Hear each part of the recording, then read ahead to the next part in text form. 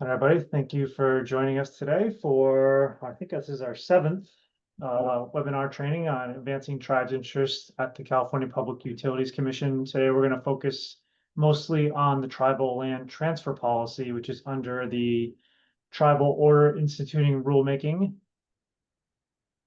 I'll provide some updates on some other things that we're working on right now. We'll have some discussion at the end and go to next steps in closing.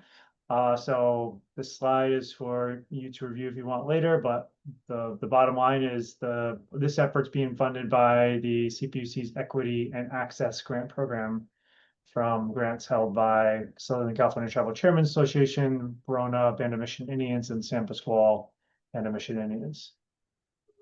I am Josh Simmons, the co-director of the Tribal Energy and Climate Collaborative, which is a program under the Southern California Tribal Chairmen's Association, and also founder and president of Prosper Sustainably. And I'll turn it over to Peter and then Stephen. Hi, I'm Peter Allen. I'm a former attorney and administrative law judge at the California Public Utilities Commission.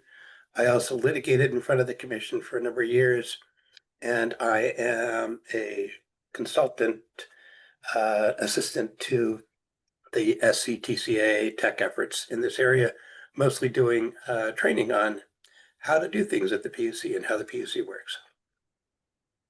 And howdy, I'm Stephen Moss. I'm a partner with M-Cubed, and we do regulatory economics as part of CPUC interventions, and similarly, alongside Peter and Josh, work for you. Yeah, and we're the majority of the Tribal Energy and Climate Collaborative's policy and regulatory team. We have a few other team members as well, and I would encourage you all to introduce yourselves in the chat. If you could share your name and what tribe or organization you're with, that'd be great. So it's just a reminder, this is part a program under the Tribal Energy and Climate Collaborative. TECC has 3 program areas. This is under its policy and regulatory program and funded by 3 CPUC equity engagement education grants. So before we dive into the tribal land transfer policy, I want to provide an update on what we've been working on. We've covered this previously in more depth, but we've been advocating on behalf of tribes, particularly a few SCTCA tribes that have CPUC self-generation incentive program rebates. And so I think we previously reported that there had been a proposed decision on the self-generation incentive program that was granting extensions that the SCTCA had petitioned for. We had petitioned for 4 additional 6-month extensions for reasonable delays outside the host customer's control. The proposed decision includes offering those extensions. Unfortunately, it also includes a requirement that anybody accepting those extensions, if they have solar and they have an existing solar project, or if their project includes adding new solar and they've been able to grandfather into NEM net metering tariff 2.0, that they actually transition over to the net billing tariff. And our analysis of several projects shows that this is extremely financially harmful to these projects. For the 5 projects we've analyzed, the value of the lost savings from switching to NEM 2 to net billing tariff has exceeded the value of the rebates, making this difficult to continue to even accept the rebate if this is going to be a requirement. So the decision itself was discussed at the last voting meeting, and it will be on it'll be on the docket, or sorry, on an item on the next voting meeting as well. And we are actively discussing this with commissioners and others affected. So there's a number of communities throughout California that are also affected by this. And so we hope to be successful in getting this particular requirement removed. So these projects, which were invested in, proceeded with by tribes and disadvantaged communities years ago based on a certain economics, can maintain those economics after overcoming many challenges to keep these projects live and successful. So then also I'd like to provide an update on the Tribal Order Instituting Rulemaking. So on the 22nd of last month, there was a ruling inviting comment on proposed modifications to the Tribal Consultation Policy and Tribal Land Transfer Policy under the Tribal OIR. So we're focused, the training today is going to be focused on Tribal Land Transfer Policies. You can better wrap your head around it and perhaps be able to better understand and perhaps comment on the Tribal Land Transfer Policy. But while there are questions around proposed modifications to the TCP, Tribal Consultation Policy, and TLTP, the Tribal Land Transfer Policy, there was a broad set of questions that were posed to the to tribes and other interested stakeholders and parties. And they include what industries and industry programs are priority areas of interest for California Native American tribes. And I think there was a series of questions under that. What should the CPUC do to ensure up-to-date list of areas of tribal interest? What constitutes early, frequent, and meaningful engagement? And then under Tribal Land Transfer Policy, some of the questions are tribes receiving sufficient information to make decisions about pursuing acquisition of land? Are issues related to mapping IOU properties addressed in this ruling? If not, what additional concerns, recommendations do you have regarding mapping? Are there other issues related to the Tribal Land Transfer Policy that are not in the proposed draft and should be discussed? So I can, after this, when I turn it over to Peter, I can drop the Tribal Consultation Policy and Land Transfer Policy links, as well as the ruling, into the chat, so you have those for your reference. And also, before Peter jumps in, I will note that based on the feedback we received from, I think this, several of the utilities working with in Southern California, that I don't think Edison, SDG&E, or SoCalGas, or at least SDG&E, SoCalGas, have not done any land transfers so far. And Peter, I will turn it over to you. Thanks. So yeah, Tribal Land Transfer Policy. Let's go to the next slide.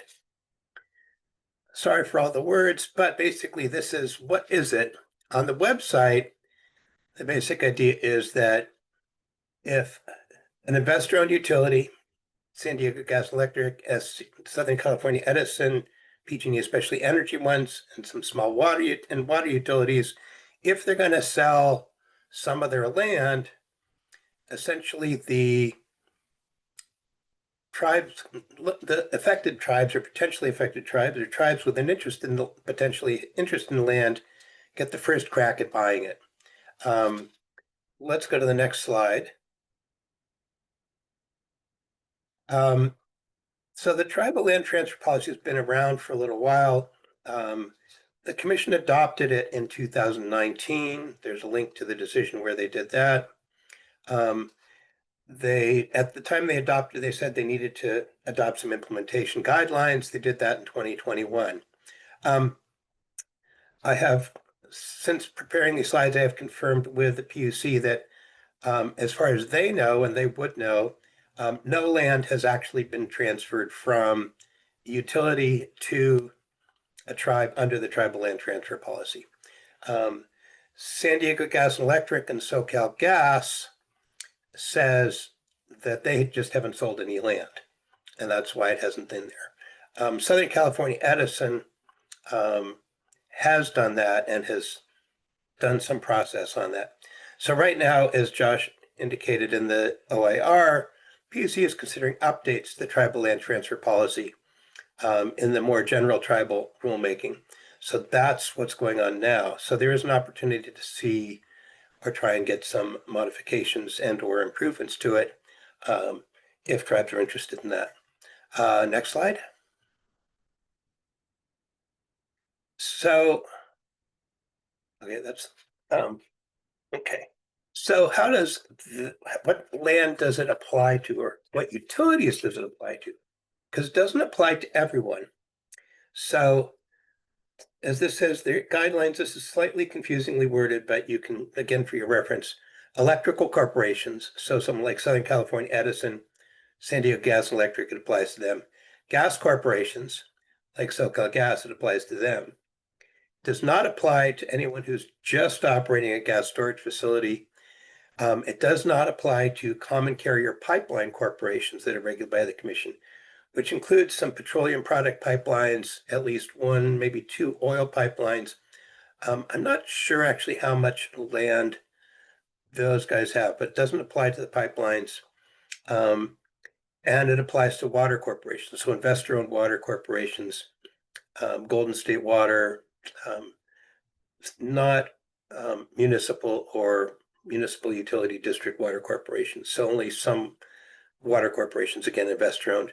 You will notice this does not mention telephone corporations at all. Let's go to the next slide. So basically, when when an utility wants to sell real property, Public Utilities Code Section 851 is triggered, and that's how they get approval from the commission to sell it. And that's what the guidelines then require the utilities to take steps to see if the tribes are interested in purchasing the property and give the tribes the right of first offer. Next slide. Josh, did you want to talk about this one?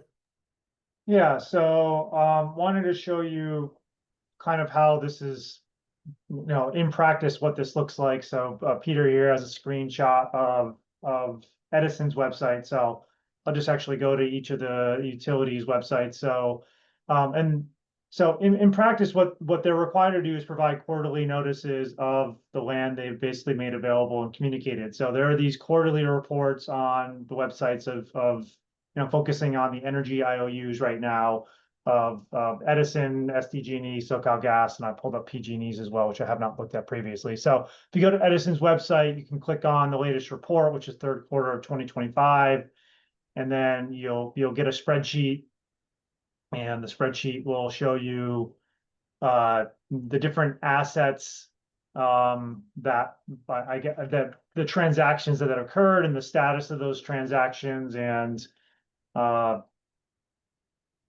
where they're at, and I guess whether or not anybody's acted upon it. So then they also have a summary of consultations that have occurred or tribes that have been contacted, and it looks like it only has occurred with respect to this Catalina water utility. So I'm assuming this is the only one that supposedly may have been eligible. The fact that it was the only one they actually did any kind of consultation on. I don't know. I've not, looked in depth on this. Peter, I'm not sure if you know, or Stephen, but. No, I mean, they do have those other links that are there with the yellow tabs that kind of give descriptions of things, so that if a tribe gets to this website, you can look at that description and see whether it's in.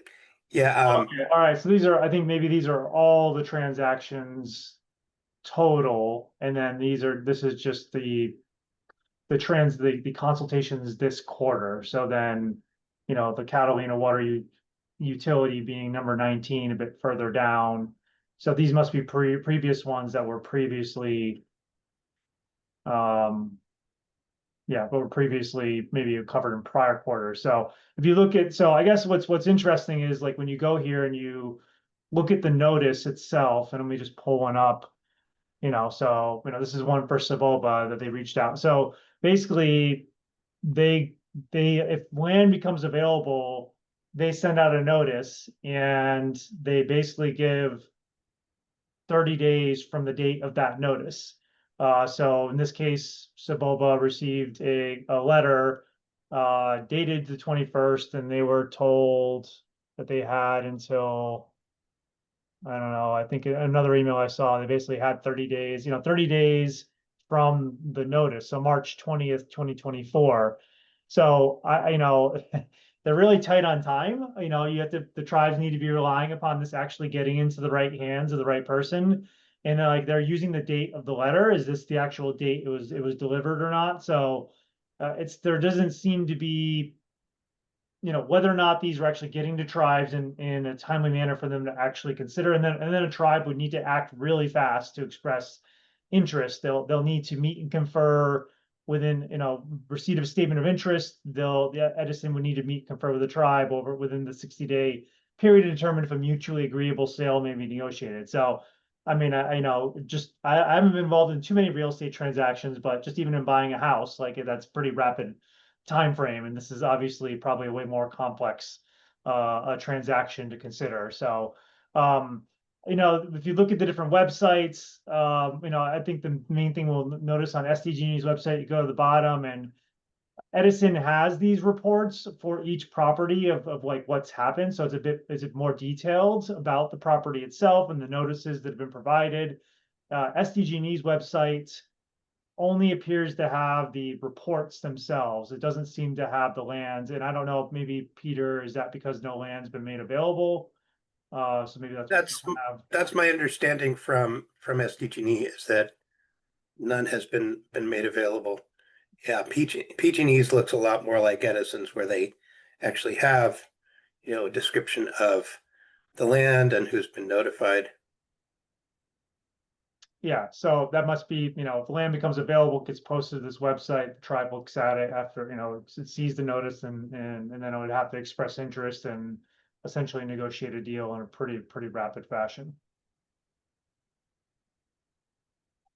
Okay, cool. Let's go to the next slide.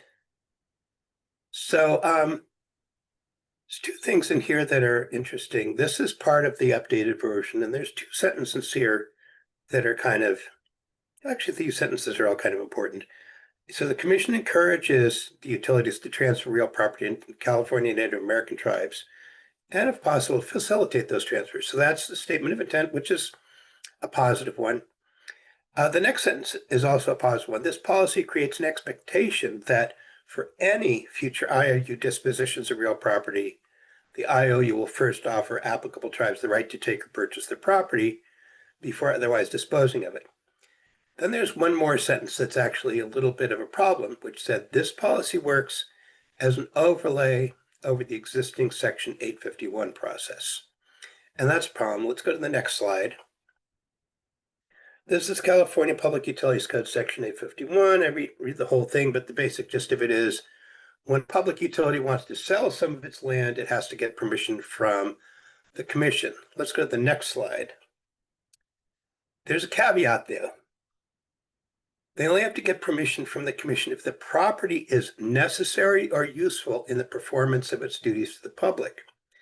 This is sometimes referred to as the used and useful standard.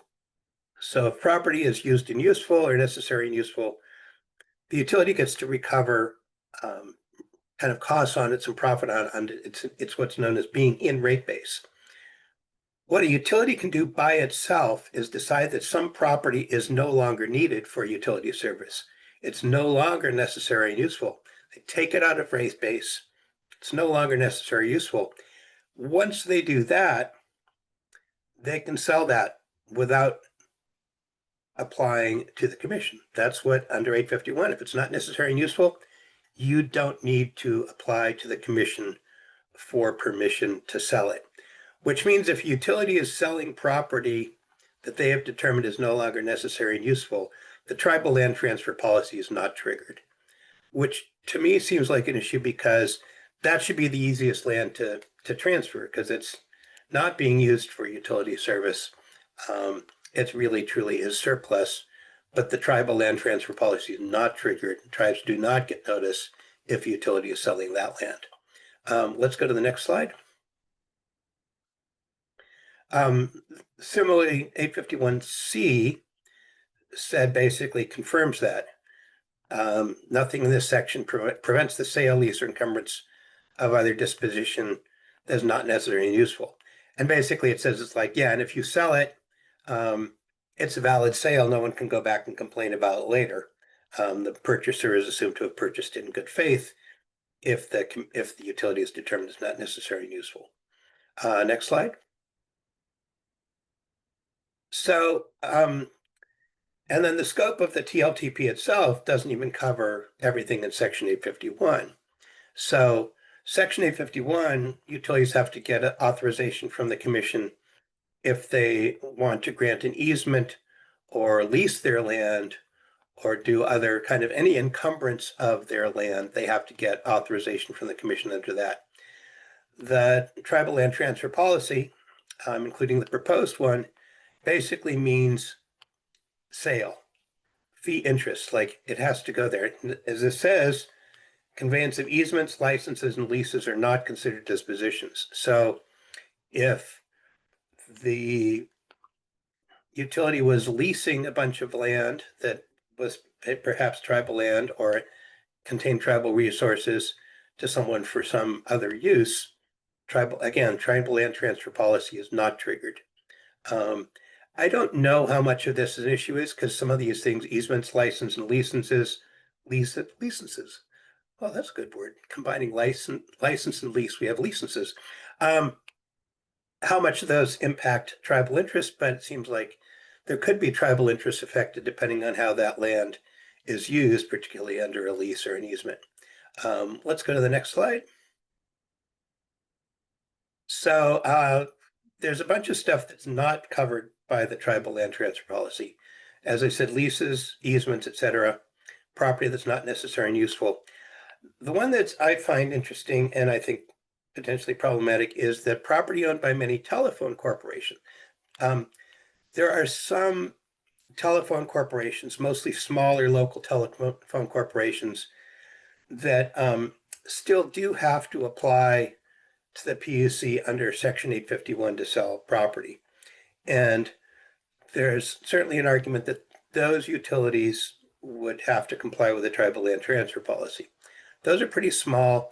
The big telephone corporations, Pacific Bell, or now AT&T, Verizon, etc., are exempt from the requirements of 851. They do not have to file at the PUC under Section 851 for permission to sell land, which means because the tribal land transfer policy is an overlay to Section 851, those land sales do not go through the PUC and are not covered by the tribal land transfer policy.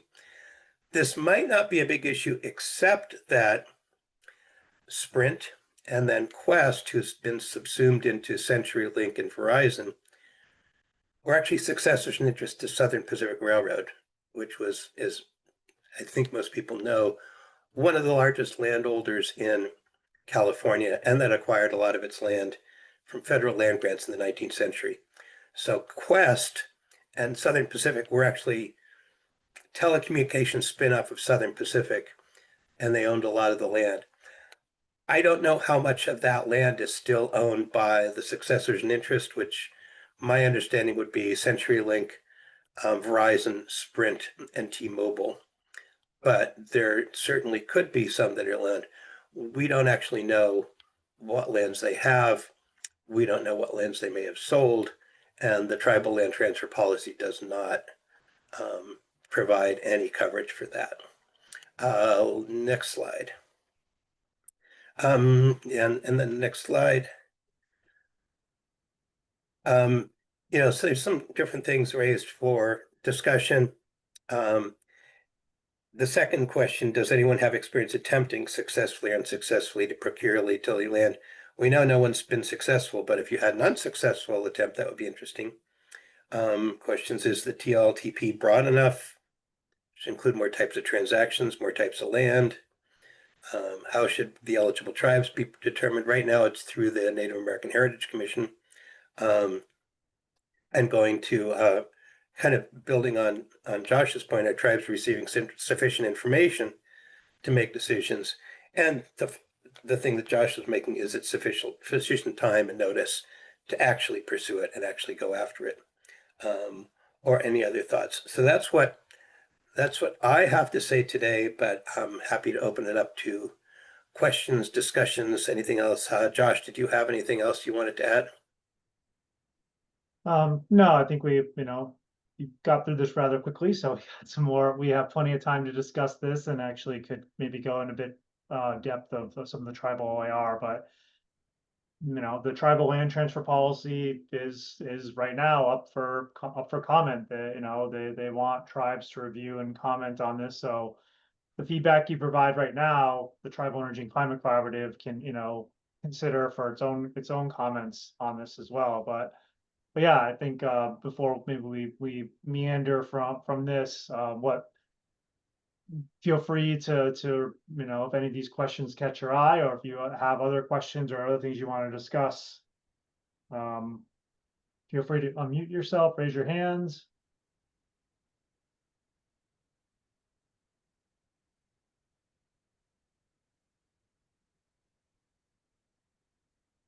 Does anybody on have any experience at all with the tribal land transfer policy?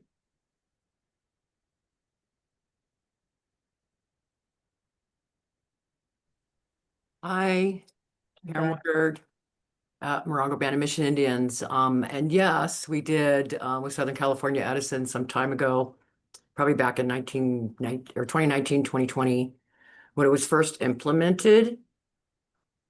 And I guess one of our concerns, especially when it comes to information about the parcel, it was basically little to none.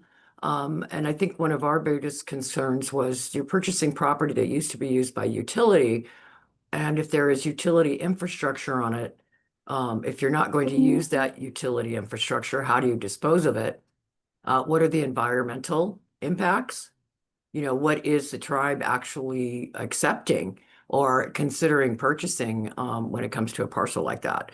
And I do think that when it comes to giving the tribes the first option to purchase, that should have some of that background information. How long has it been used as a utility? What was it? How long has it not been used as a utility? Has there been any environmental documents, any hazardous issues out there on that property? So for us, that was an absolute no, because we don't know enough about it. And at the time, the utility wasn't willing to give out that additional information until we agreed to the meet and confer. Yeah, no, that's a really good question. Some of the utility sites are loaded with toxics. There are former town gas sites, which was a coal gasification site, which have had that on it. Certainly any service yards have often had lots of paint and solvents on them. Any kind of maintenance yard has had that. Stuff that was, for electric transmission lines, it's not likely to be a big deal. Yeah, and the commission has struggled at times as to whether CEQA applies, a CEQA review applies to an 851 transaction. In general, the better practice is that depending on the nature of the transfer, CEQA might apply if it looks like the usage may be changed. The problem, of course, for the tribes is CEQA is triggered by the 851 application, and the tribal consultation comes before that. I think originally they had looked at doing a right of first refusal for tribes. In other words, someone else would make an offer and a tribe could match that, but they've changed that to a right of first offer. One way to try and deal with that, and I don't know how much cooperation you get, but it's possible, is the PUC can get information from the utilities. They have a statutory discovery right that they can get any documentation and information from the utilities. So if you're not getting enough information, you can try to enlist the PUC. And what the PUC has, it's not very public. In fact, it's not really public at all yet.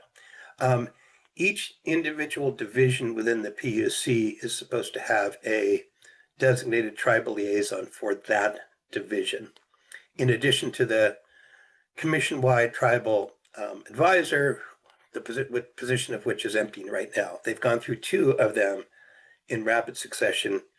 It's not clear why the second one left. There is a tribal liaison for energy division, which does CEQA and would also be working on any of the 851 transfers of energy utility stuff. His name is Mike Rosaire.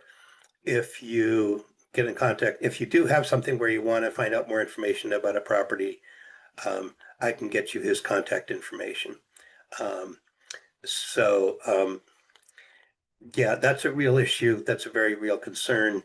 And yeah, a lot of this stuff has been in utility possession for a very long time. Certainly some of the hydroelectric stuff, I know for PG&E and I think for Edison has been in there since like the late 19th century, very early 20th century. So yeah, no, that's a good point. Aaron, did Morongo proceed with the meet and confer, or did it just decide it wasn't gonna bother? Yeah, and it also did, was the location of it as well. It wasn't been a while, so, but I know it wasn't anywhere near the reservation, which makes it really difficult for the tribe to manage. So that was another reason we didn't purchase. But yeah, I appreciate that answer because and I don't know how quickly the CPUC can move on request of information, but with the timeline that they give you, I mean, it's really difficult for tribes to even, get something like that in front of their tribal council, to be able to do the due diligence before we even get it in front of council. So yeah, so it's just kind of one of those things where we thought, well, this isn't going to work for us. Yeah, and no, that's a good point. So the process that I suggested of talking to like Mike Rosaire and Energy Division is an informal process. This is not an official process blessed by the CPUC. It's possible for that to happen quickly because it's just whenever Mike gets around to it. And so Mike could act quickly. The plus of it is one thing utilities don't tend to disclose is they're actually kind of worried about the PUC's power and authority. So if you are talking Energy Division, if you are interested in the land and you are talking Energy Division and you're trying to get some information, that's going to make the utility be more hesitant about proceeding with their 851 application. Because the other thing that can happen is once the utility files its 851 application with the commission, or there's another process for land under $5 million that's a faster process. But if they file under 851, there's an opportunity for other parties to show up and protest and complain about the application, which of course you have to actually know how to do that, which is a barrier because not many people know how to do that. But the utilities would be concerned that someone would show up and protest the application. So the tribes potentially have some leverage from PUC processes if they need more time and are really interested in trying to get the land and think the utility is trying to rush it through. It's possible to get the utility to slow it down because they don't want an unhappy tribe showing up at the PUC and getting in the way of their land sale. But none of that is public. That's all just how things work. So, yeah, and the tribe, and yet the role of the tribal advisors for each division is a little unclear, but certainly in Energy Division, Mike Rosaire is also on the CEQA team, and so it's part of that. So it's linked to, they're used to reviewing these kind of transactions, so it's not bad. I don't know if there is a tribal liaison in the telecommunications division. There is one in ALJ division. Thanks, Peter. Thanks, Karen. Any other experiences with tribal land transfer policy from anybody on right now? So there was for some, the commission had done a completely different program a number of years ago relating to PG&E's watershed lands coming out of their bankruptcy back in 2000, 2001. And they had created a thing called the Watershed Stewardship Council, which wasn't primarily designed to transfer land to the tribes. It was more of a kind of a Michael Peavy boondoggle thing. But it did include the possibility of transferring land to tribes. And some land was transferred to Northern California tribes under that prior process. I think my understanding is about 8,000 acres went to 3 different tribes in Northern California of some of the PG&E's watershed lands. But most, in general, that whole program did not result in a lot of land going to tribes. That was the most that happened. And so the PUC itself is not opposed to land going to tribes. Their processes are just not super friendly to facilitate things outside their normal process. So it's good they have the tribal land transfer policy. It's not clear to me it's very effective in terms of actually getting land to tribes, at least in its current state. Well, I mean, if results are any indication, it's not, considering no transactions have actually occurred. Yeah. I have a question, but I want to let others make comments or ask questions before I proceed with mine. So anybody else have a thought or question they want to share?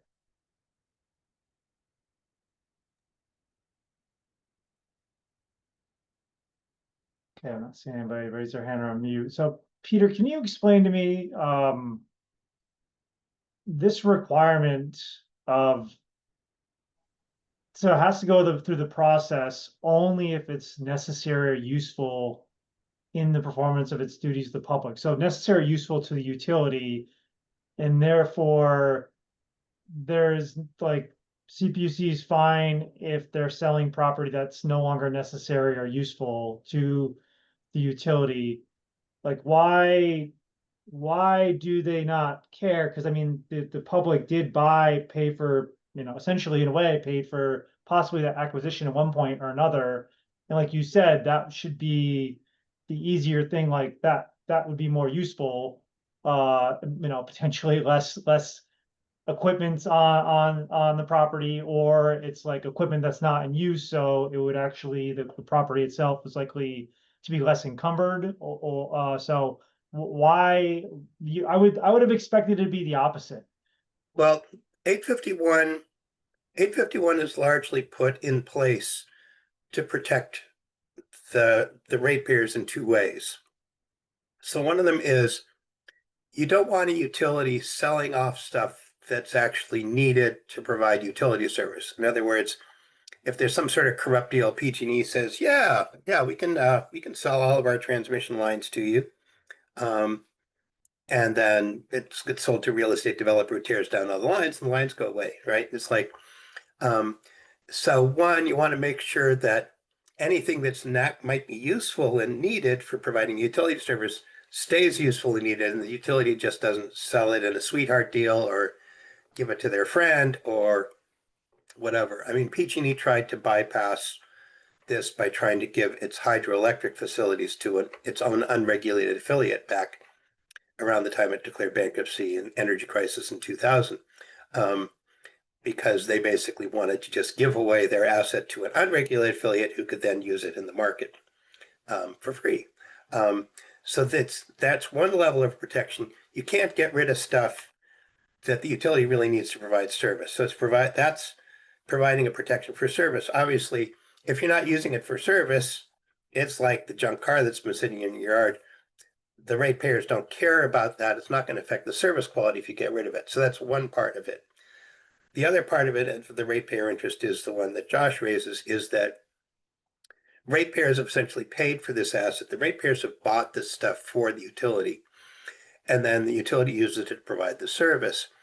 Well, over time, that asset will then typically depreciate over time. And so at some point, and then as long as it's what's called in rate base, it's used and useful and it's in rate base, then the utility gets a rate of return on it. And it's getting money from having that asset. If the utility takes it out of rate base, they're no longer making any money off of it, right? So it's not a profit to them. It's not being used. Essentially, the idea is that the ratepayers who paid for it have gotten their money's worth out of it. That thing has reached its useful life. Ratepayers have bought the tires for the PG&E trucks. At some point, the tire wears out, the tire goes flat, and they take it off the truck and they throw it away or recycle it or put it somewhere. It's no longer worth anything, and ratepayers are no longer paying for it. So the idea is anything that's taken out of rate base has lived its useful life. Ratepayers have gotten their money out of it, and you don't have to have it for utility service. So the whole focus of 851 is making sure that ratepayers are getting their fair use out of the thing and that the sale is not going to impede utility service. This is why linking the TLTP to 851, they are serving completely different purposes, right? The TLTP has a completely different purpose of trying to transfer land as much as possible to tribes. 851 is basically, it's like, we want to make sure that ratepayer interests are protected. So having the two linked, requiring the TLTP to piggyback on 851, kind of artificially narrows the scope of the TLTP because they're serving completely different purposes and have completely different focuses. I mean, so that land is probably so much less valuable. Like, why is the utility selling this land that includes assets that they are still have value? Like, it just seems like it's to me like the land that doesn't have assets that that still have value that the tribe or anybody could remove makes that land that much more valuable to them. So it seems somewhat illogical. There's a question I see. Where and how do the IOUs, let's see, where'd it go? Where and how do the IOs report sales of unnecessary assets and why are telephone utilities excluded? Those are very good questions. The utilities do not report sales of anything that they've taken out of rate base. There is no reporting of it. The commission could require them to report it if they wanted to. It's not triggered by 851, but the TLTP could cover it, and then the utilities could be required to report it. The PUC can require the utilities to basically report anything. Why are telephone utilities excluded? That's a good question. In 2010, or so thereabouts, in the years leading up to 2010, the PUC kind of went through a whole deregulatory phase, especially on the telephone corporations, and they were operating in a more competitive environment and kind of managing their process differently. The whole structure of regulation of the telephone utilities is different than it is for energy utilities. And the telephone utilities, under what's called the new regulatory framework or the uniform regulatory framework, argued that, they're in a competitive thing. They have to move quickly. They have to buy and sell land to build out their systems. And the 851 process is too cumbersome and they should be excluded from 851. And the commission agreed with them. And in 2010, there's a commission decision that says telephone utility is subject to this deregulated framework, no longer have to file applications under 851 to sell their land. So that particular decision would be hard to reverse and basically say, no, you have to comply with 851.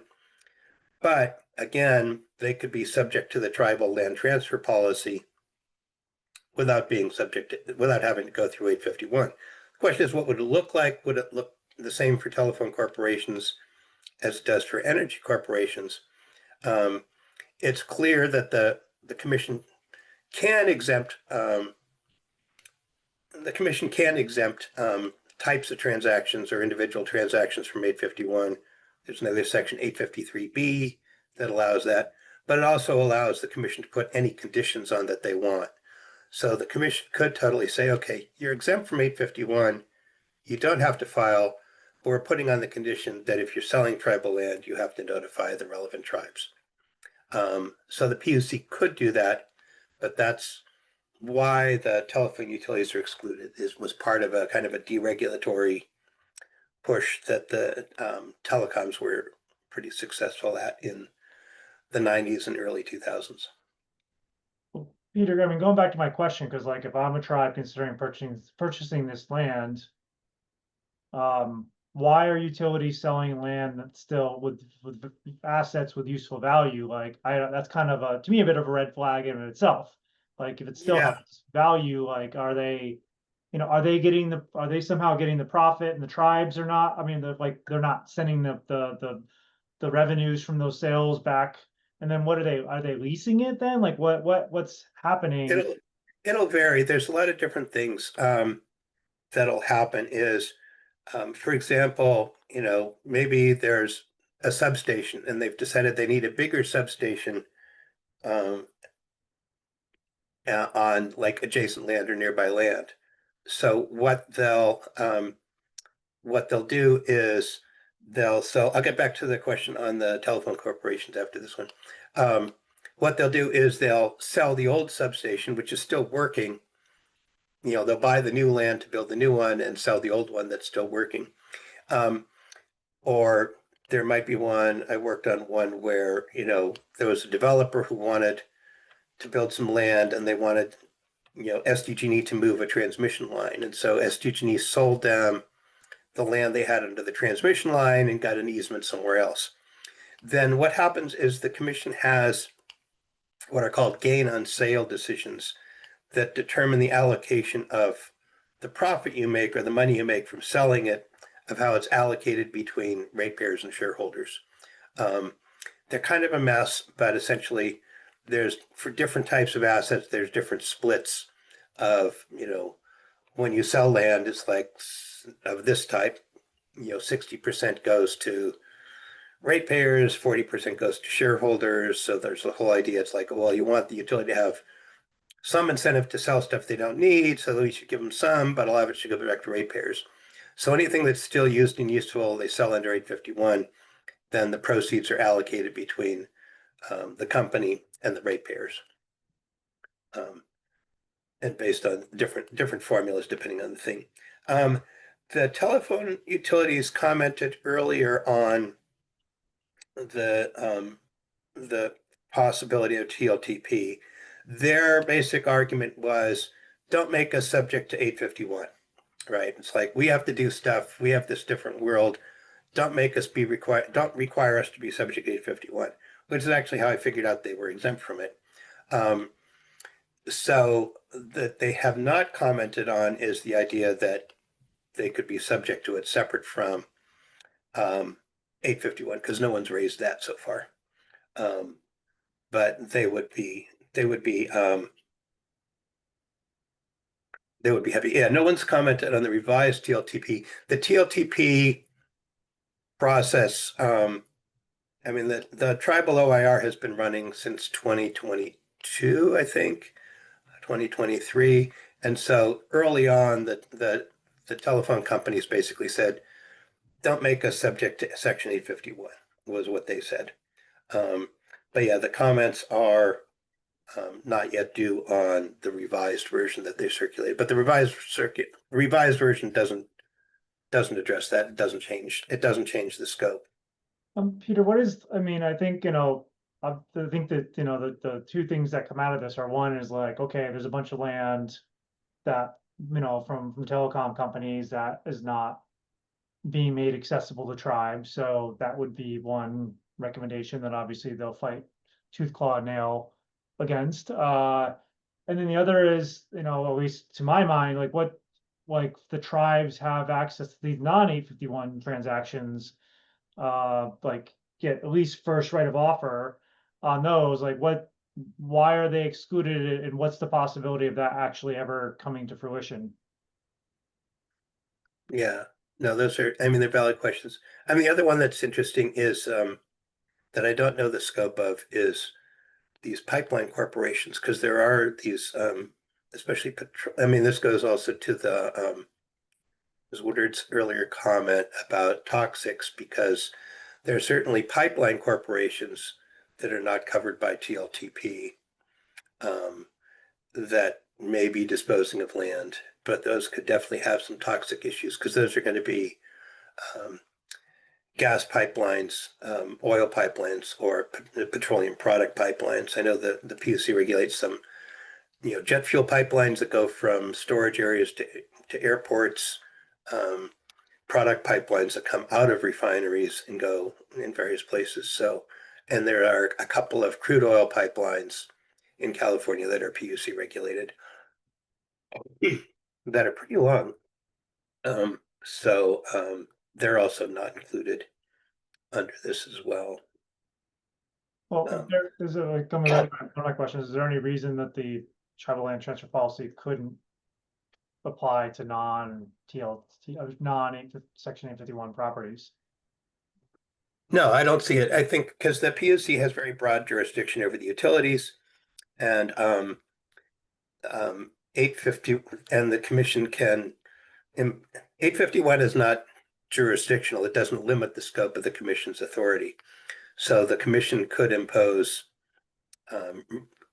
some sort of tribal land transfer policy requirement on other utilities. I don't know that necessarily would work necessarily be the same way. There'd need to be some sort of discussions like, okay, well, how would this work for a telecom company or a pipeline company compared to but energy? also, I mean, I think more importantly, the properties that are not necessary and useful anymore. Like, is there any reason why, legislative reason or reason that the utilities would oppose, or reason why the CPUC couldn't try to make those properties available as, for me as a tribe, like there's less encumbrance there. Yeah. There's the utilities would probably resist it because it makes their life more complicated and more difficult because they can't just do what they want with that property. PUC has authority to require them to do it. I'm like, I would say with, whether the PUC wants to take that on is another matter, because it's been an area where the PUC didn't have to do anything for years and the utilities could do what they wanted for years. And so they're used to that and the utilities probably like that. And the PUC is probably perfectly happy not to have to deal with it, but it's completely within the PUC's authority. My opinion is it's completely within the PUC's authority to require the utilities to make those lands available to tribes. I am pretty sure also that there is support among staff within the PUC. I don't know about commission level, but at the staff level, there's a lot of staff who are unhappy about the fact that the utility can just say, oh, this land's no longer necessary and useful. Poof, it's gone, right? I think when I was working there were staff who are not happy about the fact that the utility could unilaterally, without public notice, without permission from the commission, could just unilaterally declare something as no longer necessary, useful, and could just do what they wanted with it. So there's going to be some support, at least within staff, to require that stuff to be subject to the TLTP. I think before I asked about like where does the sorry, we have CS got another question. How often have tribes historically responded successfully with interested properties in our TLTP? What resources do they need a tribe on front ends, i.e. separate fund documentation, designated team, etc. Yeah. Well, given that nothing's been transferred, I would say no one has been successful in actually acquiring land. Some tribes may have successfully contacted a utility and say we might be interested in it, but that's as much success as is out there. What resources? That's a really good question. I mean, a lot of this stuff, the utility is going to want to be trying to sell it on the market. And so there's nothing that says the utility has to give it to the tribe or has to give the tribe a better price or whatever. So I don't have an answer to that second one in terms of what, but ultimately it's going to have to be something that's going to work to satisfy the utility, that the tribe can actually buy it, can actually do it. And I don't know what that entails. It's possible to get the commission to lean a little bit on the utility to be cooperative, if you know how to do that, which is a different matter. I'll continue peppering Peter with questions about this, but I want to pause for a moment again, allow others to ask more questions.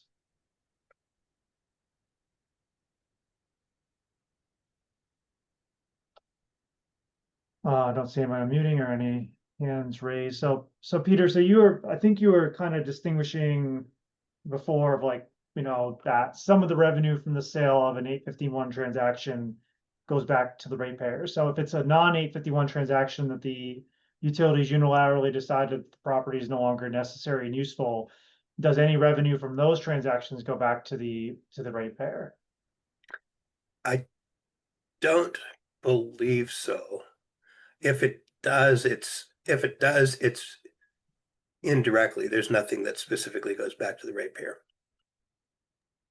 Okay, yeah, because I mean, if you said there's no reporting on it, then it seems like that probably is the case. So obviously, yeah, I as a ratepayer, I feel a bit frustrated about that myself, but I mean that might be the barrier. Like I think it might be more of a a procedural. I mean I think obviously utilities are going to resist that because they want the flexibility, and CPUC might resist it because now they're going to have to create processes for tracking these non 851 transactions if they're going to somehow make them available to tribes. But I still think it's, I mean, I would, think that at least in perhaps text comments that would be one thing we would request, and just seems like a huge missed opportunity. In fact, seems like a process that should be in place that isn't right now. Yeah. Okay, so if there are no additional thoughts or questions, I will close this out. But very, very informative, and just want to remind people that right now the revised policy is open for comment. Will. And just wondering, who values the property and how is it valued? Oh, for the stuff that's currently being sold. Yeah. So That would be eligible. yeah, under the current one, basically there's usually some sort of an appraisal that's done when they go to offer it for sale. There have been some fairly questionable appraisals. I ran into one as an ALJ where San Diego Gas and Electric was selling 14 acres of land in San Juan Capistrano for $1 million or less than $1 million. It's like, wait a second, hold on. That one got kind of slowed down. So there is usually an appraisal. In general, it's usually pretty much kind of an open sale type of thing. Sometimes it's to a specific buyer, and so then it's not, then you have to have a question of what it's like. But it's usually some outside party, right? It's usually some non-utility. So the utility usually has an interest in maximizing the price they get because they get a share of it, and then the ratepayers get a share of it. There have been some questionable deals, especially if the utility is selling it to someone that they're affiliated with. But yeah, so there's usually some sort of outside appraisal that's done. At least for the stuff under 851. Of the stuff, if they're just not doing it, I don't know what they do. Thanks, great question, Will. Any other questions or thoughts? Okay, well, we are offering these on a monthly basis, so you all are on the list, so be on the lookout for those. I dropped in the TECC meeting series registration as another opportunity that's more technical focused, and then you have the ability. We'd love to hear from you on the priorities and feedback on what you would like to see being covered by future webinars. And we're going to continue to kind of monitor and provide updates on the Tribal OIR, on SGIP, on other topics of interest. I'm thinking maybe energization is a future one. Interconnection might be something to present on in the future, and opportunities around that. So very much appreciate, Peter, your wealth of knowledge on this topic, and so looking forward to seeing you all next time, and have a great rest of your week. Great, thank you. Thanks, everybody.